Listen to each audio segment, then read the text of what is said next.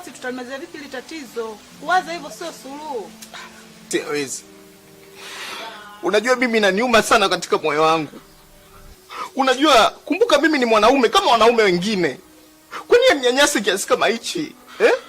Na kikubwa kinachoniuma mimi ndani ya moyo wangu ni kunizalilisha mbele yako pamoja na baba mkwe wangu. Unadhani kuna picha gani ananijengea mimi?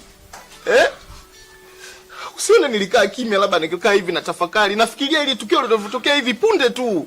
Chika alivyonizalilisha pale mimi. Ananichukuliaje mimi? Anachukulia mimi kama mwanamke au? Inaniuma sana. Inaniuma kishenzi. Isitoshe huyu ni kijana mwenzangu. Mimi namwangalia tu afu mimi na uwezo wa kumvaa au kupambana naye. Ila tatizo sasa yule bwana ana mapanga. Hicho kibaya mimi ndo kinachonizuia katika maisha yangu.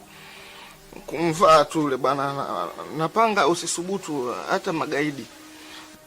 Kwa hiyo tunafanyaje? Nimepata wazo. Yes, anajifanya anajua nyuma, sio? Wapo watu wanaojua mbele.